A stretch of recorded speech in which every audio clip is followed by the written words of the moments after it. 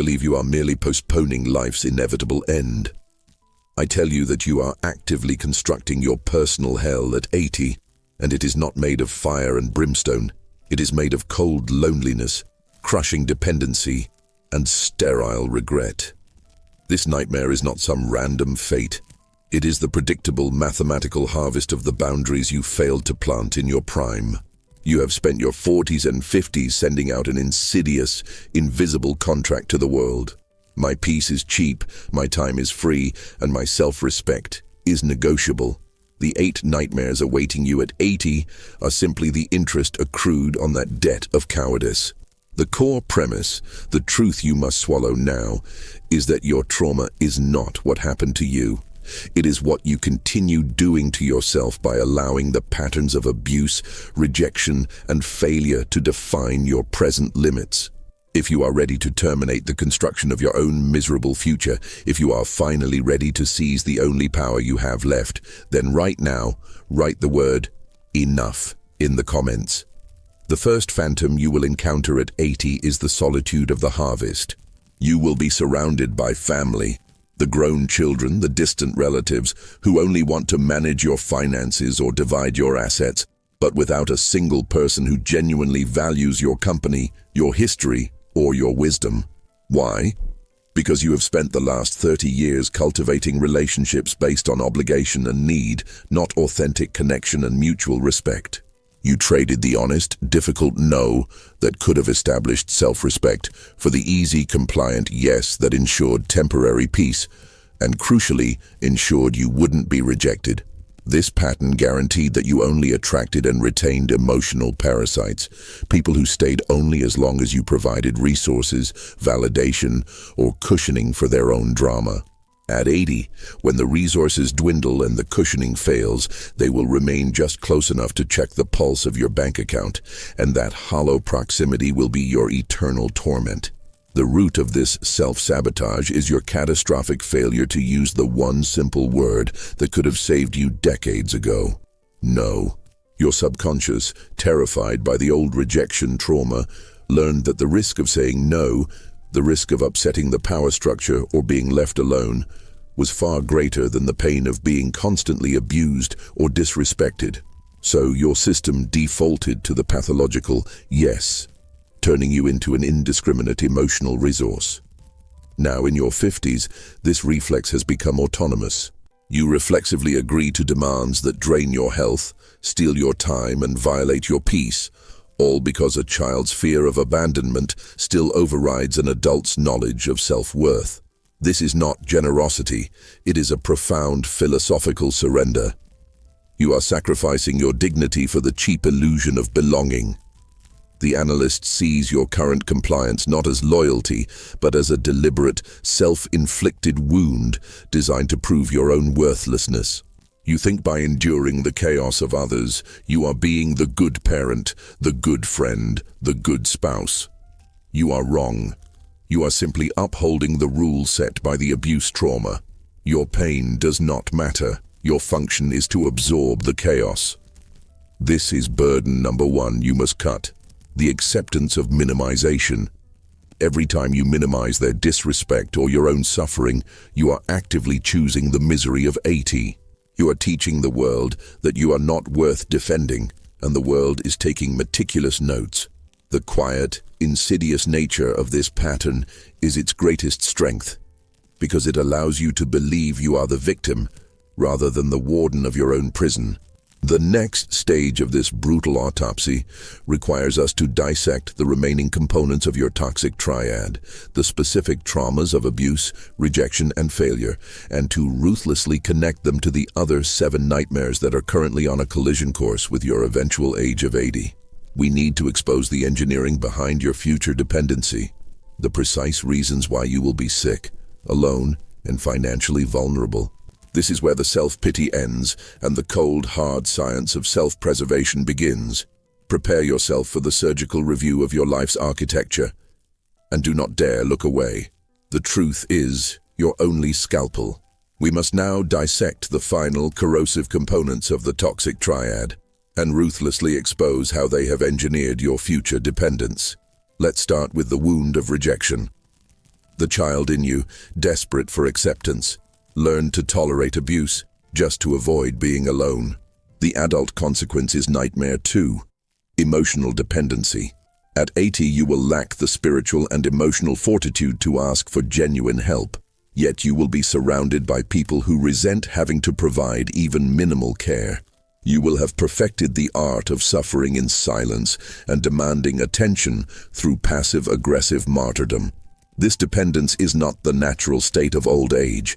It is the direct result of 40 years of clinging to draining, toxic people out of fear. You sacrificed self-sufficiency for shallow companionship, and the universe is simply giving you the companionship you asked for, a constant, resentful presence. Your biggest fear isn't dying. It is being utterly alone before you die, and your current actions are guaranteeing you the worst of both worlds. Next, consider the hidden role of abuse in planting your physical decline. Your inability to say no to others, your pathological need to overwork, overcare, and overextend yourself has meant that you have perpetually prioritized every external demand over your own body's survival. This sets up nightmare 3, the chronic illness of sacrifice. Your body, the final frontier of your autonomy, will abandon you because you systematically abused it for decades in the service of others. The chronic stress of tolerating toxic behavior, the sleepless nights spent worrying about other people's finances, and the suppressed rage all calcify into cardiovascular disease, autoimmune disorders, and crippling anxiety. You think your lack of boundaries is just an emotional problem. It is a terminal health diagnosis. Your current lack of limits is not loyalty. It is a slow-motion suicide pact with your own physical health, guaranteeing that your final years are spent negotiating pain rather than enjoying peace. Finally, we face the crippling paralysis of failure. This is not just a missed promotion. It is the cumulative failure of every time you tried to assert yourself and were crushed, leading to deep, learned helplessness. This fear guarantees nightmare 4, the bankruptcy of dignity. You are afraid to take necessary risks now, to cut the deadweight adult child, to leave the secure but soul-crushing job, because the fear of a massive late-life failure is too great. This caution, born of trauma, will result in you being financially dependent on others at 80, perhaps on the very children whose poor choices you subsidize today. To be financially subservient to people you taught to disrespect you is the definition of a final, existential collapse. Your financial stability is not just about money. It is the last bulwark against humiliation and emotional coercion. Your current refusal to enforce financial boundaries is a guarantee of future servitude. This structural analysis reveals the terrifying simplicity of your predicament. You are not a victim of circumstance. You are the warden of your own highly efficient, self-built emotional and financial prison. You are currently spending your most capable years, your 40s and 50s, systematically destroying your health and wealth for the benefit of people who will view you as a burden, not a blessing, in 20 years. This is burden number 2 you must discard. The illusion of inevitability. Your suffering at 80 is only inevitable if you choose inertia at 50. The core logic of the toxic triad is simple. It forces you to embrace short-term peace, avoiding conflict in exchange for long-term devastation, guaranteeing dependency. This trade-off is the worst deal you have ever made, and it must be nullified immediately. The next stage of this confrontation must now move beyond mere diagnosis. We must calculate the final, specific and tangible cost of the remaining 4 nightmares. The loss of legacy, the shame, and the ultimate indignity of your end, forcing you to confront the urgency of this decision. We will move from the analytical why to the immediate practical what. This inventory is crucial because it serves as the ultimate motivator, the image of your final, miserable self.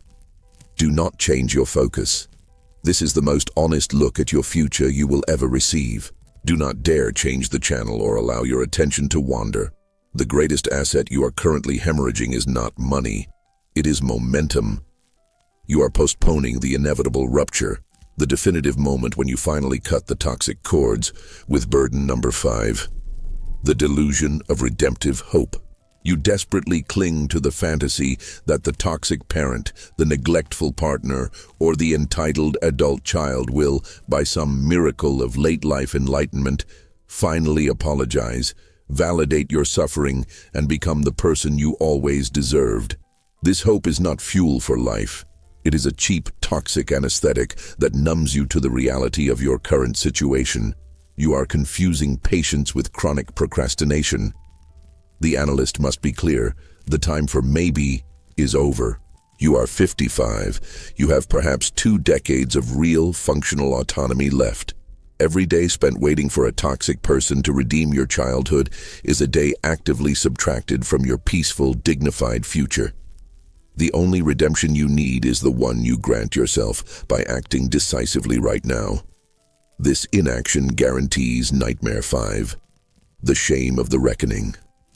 At 80, when you are physically and mentally vulnerable, you will have the clarity to see the decades you wasted. The shame will not stem from external failure, but from the realization that you consciously chose the path of least resistance.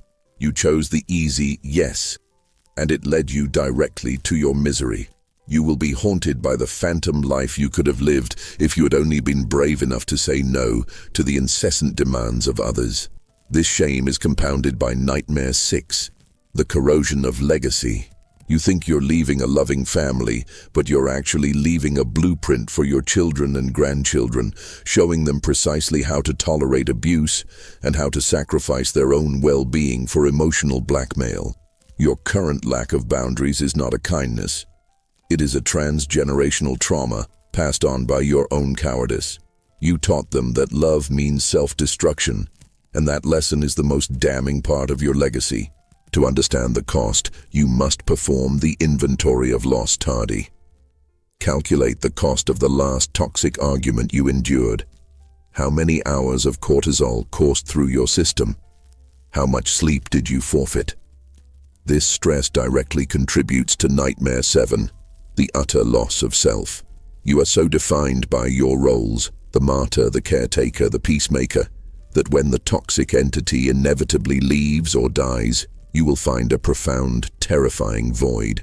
Who are you when you are not being consumed? The failure to set boundaries is the failure to define your own identity, leaving you as a collection of external demands with no sovereign center.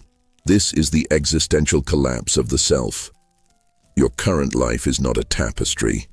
It is a cheap, disposable container for other people's chaos, and when the chaos leaves, the container is worthless. The climax of this confrontation requires you to discard burden number 3, the habit of explaining your limits. When you are challenged by the toxic person about your new boundaries, your trauma-based instinct is to justify, rationalize, and plead for understanding. Stop it. Your no is an executive decision, not a proposal for debate. When you explain your self-respect, you are granting them the power to argue you out of it. And they are experts at that negotiation. They will use your own words, your own vulnerabilities, and your own history of failure against you. The only reason they need to know why you are cutting them off is that they want to locate your weak spot for a future attack. The analyst advises the language of an ultimatum, not a discussion. A simple, cold statement. This behavior is not acceptable to me, and the consequence is the termination of this interaction. Then, silence. The ultimate nightmare, the final cold confrontation, is Nightmare 8, the undignified exit. This is the moment at 80 when you are treated as a disposable nuisance. When decisions about your care, your comfort, and your end-of-life choices are made by people who carry resentment and disdain. This lack of dignity is not an accident. It is the consequence of decades of teaching people that you are not worthy of respect. You have one chance, one final window of autonomy to reverse this curse. You have the power to stop building your own miserable death.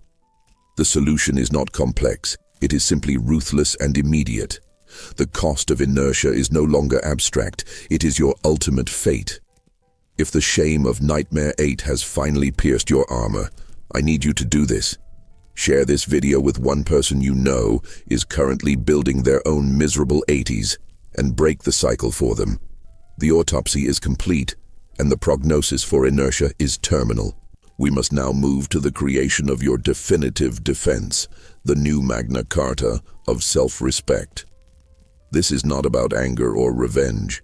It is about establishing a cold, rational legal framework for your future existence. A boundary is the only insurance policy you have against the 8 nightmares we have identified. It is the declaration that your peace, your time, and your money are non-negotiable sovereign assets. The first burden you must surgically cut to empower this charter is burden number 4, the need for external validation. Stop needing the toxic person to approve of your limit. Your boundary is a fact, not a proposal. You are the sole legislator of your life, and the law takes effect immediately, regardless of their emotional protest or manipulative counterargument. Their anger is proof of your success, not a reason for your retreat. You must choose between the comfort of their temporary approval and the dignity of your permanent peace. To solidify your sovereignty, you must adopt the ironclad 3. The non-negotiable, zero-tolerance rules that will fundamentally reset your relationships. The first law is the rule of non-mediation, the short sentence clause. If I tell you one thing that must change today, it is your refusal to allow debate on your boundaries. If you issue a no to a demand and they push back, attempt to argue, or resort to emotional blackmail, the discussion is over. You do not repeat yourself. You do not explain, and you certainly do not apologize. The response is a single concise statement, such as, "This topic is closed," or "I am ending this call." Then, you enforce the consequence without delay or discussion. This rule addresses the rejection trauma by forcing you to tolerate the discomfort of their anger, thereby proving to your subconscious that their disapproval will not kill you, but your compliance eventually will. This is the bedrock of your dignity at 80. The second law you must engrave into your charter is the rule of financial reciprocity, the sacred investment clause. You must immediately cut burden number 7, the financial subsidization of others' poor choices. Your future dignity is directly tied to your financial autonomy, which we identified as Nightmare 4. Therefore, you will commit to investing 50% of your disposable resources into your own health, retirement, and peace-inducing activities, and the remaining 50% into nothing that is not a direct investment in your well-being. You will no longer subsidize the failures, addictions, or irresponsibility of children, siblings, or friends. If a loan is requested, the answer is no. If they demand a cosign, the answer is never. This rule addresses the failure trauma by teaching you that your resources are sacred and that your first fiduciary duty is to your future self.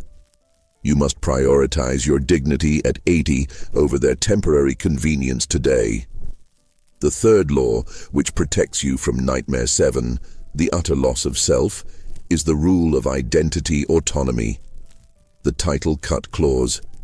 You must cut burden number 6, the attachment to the false role. You will no longer allow your self-worth or your boundaries to be defined by your title, mother, wife, lifelong friend. You acknowledge the role, but you demand that respect is earned daily, independent of the label. When someone uses your title to justify disrespect, how can you say that to your mother? You immediately enforce the boundary, reminding yourself that the role does not grant them impunity. Your primary title is sovereign being. This rule demands that you judge people by their current actions, not by their familial position. If a person treats you with contempt, their title is irrelevant to their exclusion. Your dignity at 80 depends entirely on having a strong, independent sense of self that cannot be dissolved by external roles. When you enforce these 3 laws, the backlash will be immediate and severe. They will deploy guilt, tears, and accusations of selfishness. This is the final exam. This is the moment you must choose to either live up to the brutal, necessary philosophy you have just absorbed or regress to the comfortable, destructive patterns of your past. The stakes are no longer abstract. They are the 8 looming nightmares of your old age. To help you solidify these non-negotiable rules, tell me, what is your primary title that you will protect above all else? My peace, my time, or my money? Write your choice in the comments below. You have the Magna Carta. You have the Ironclad 3. Now, you must confront the inevitable consequence of success, which is the final heavy burden to be cut. The fear of solitude. This fear, born from the initial wound of rejection, screams that when the chaos leaves, you will be utterly and tragically alone. The analyst must assure you this fear is a lie, a final manipulative effort by your past trauma to regain control. When you enforce the rule of non-mediation and the rule of identity autonomy, the toxic entities in your life will depart, and they will take their noise with them. You will experience a profound quietness. This quietness is not the void. It is the absence of chaos. It is the sound of peace, and it may feel terrifyingly alien because your system is addicted to the high-stakes drama of conflict. You must not mistake the lack of war for the lack of life. Your dignified solitude is the ultimate antidote to Nightmare 1, the solitude of the harvest, ensuring that if you are alone, it is by your own sovereign, protected choice. The cost of this victory is the necessary act of grief, the final, brutal cut of burden number 10, the attachment to the false role of the victim. That role provided you with external sympathy and justified your lack of action, but it simultaneously rendered you powerless to change your future. You must accept that your trauma is an explanation, not an eternal justification for tolerating present pain. At this stage of life, you must transition from being a passive recipient of circumstances to being the ruthless architect of consequences. Your suffering is no longer about what they did to you then. It is entirely about what you are allowing them to do to you today. This shift in perspective is the only thing that grants you the power to avoid the final, miserable outcome. You are not meant to die apologizing for your own existence. You are meant to exit with the cold, hard dignity of someone who protected their turf to the very end. The purpose of this entire exercise is to guarantee that you avoid Nightmare 8, the undignified exit. Your final years are not guaranteed to be happy, but they must be guaranteed to be autonomous. The Ironclad 3 rules ensure that you retain control over your body by cutting stress, your finances by cutting subsidies, and your environment by cutting disrespect. This autonomy is the highest form of self-respect. You are choosing to die on your own terms, surrounded by the quality of relationships you chose, not the toxic quantity you tolerated. You must understand that the hell you are trying to avoid at 80 is currently being built by the yeses you are giving out at 55. This is your last, most critical construction phase, and any decision that compromises your peace is a shovel full of dirt on your own future grave. Stop waiting for external validation. Your dignity is self-evident. When the inevitable pushback comes, the tears, the rage, the manipulative, "you've changed" accusations, remember that their desperation is merely a measurement of how much resource they have lost. They are not genuinely hurt by your boundary. They are infuriated by the loss of access to your energy. You must look past the theatrical performance and recognize the utility of your solitude. That quiet space you create is where true, reciprocal relationships can finally flourish, and where you can dedicate yourself to the sacred, final acts of self-care and enjoyment that you deserve. The time for being the caretaker is over. The time for being the sovereign is now. Do not fear the silence. Fear the noise you tolerate. You have the blueprint for salvation. The only thing left is the absolute, unflinching commitment to the action. You have the power to choose your death, to choose not to die, choked by the failure of your own boundaries. Your legacy is not the money you leave. It is the example of self-respect you set in your final chapters. Now, go make the final cut. Do not hesitate. Your future self is waiting, demanding protection. I want you to make a promise to that future self right now. Go immediately to your contact list and delete the number of the single most toxic person in your life. Then come back and confirm you made the final cut by typing "cut" in the comments. Your future depends on that single word typed right now.